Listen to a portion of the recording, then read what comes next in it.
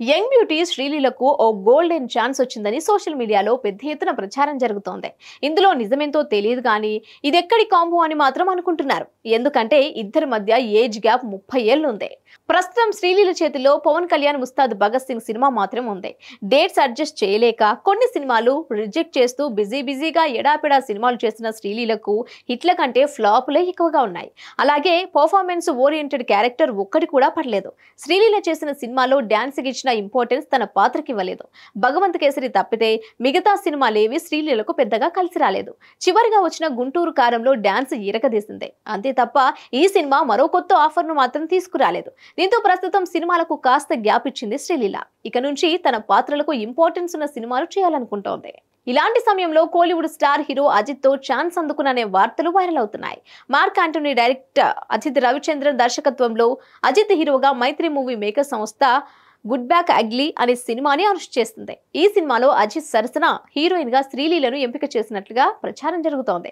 దీంతో అసలు ఈ కాంబో ఎలా సెట్ అవుతుందనే కామెంట్లు వినిపిస్తున్నాయి. ఏజ్ పరంగా చూస్తే శ్రీలీలకు 23, అజిత్ కు 53 ఏళ్లు ఉంటాయి. అంటే ఇద్దరి మధ్య 30 ఏళ్ల గ్యాప్ ఉంది. కాబట్టి అజిత్ పక్కన శ్రీలీల సెట్ అవ్వడం కష్టమే. అయితే ఒకవేళ గుడ్ బ్యాక్ అగ్లీలో శ్రీలీలను తీసుకుంటే భగవంత్ కేసరి సినిమాలో లాగా మరో కీ రోల్ కోసం తీసుకుని ఉంటారు. కానీ హీరోయిన్ గా మాత్రం ఛాన్స్ లేదని అంటున్నారు. లేదు, హీరోయిన్ గా చేస్తే శ్రీలీలకు ఇంతకు మించిన బంపర్ ఆఫర్ ఉండదని చెప్పాలి. కానీ ఎలా మేనేజ్ చేస్తారనేది మేకర్స్ కి తెలియాలి. Hit TV presents like, share, comment. TV వాళ్ళకు కూడా నేను ఒక సర్ప్రైజ్ ఇద్దాం అనుకుంటున్నాను. మీరు మాత్రమే జెస్సీ ఎందుకు అయ్యారు? ఇలాంటి అమ్మాయిలకి పిలవడానికి బాగుంటుంది.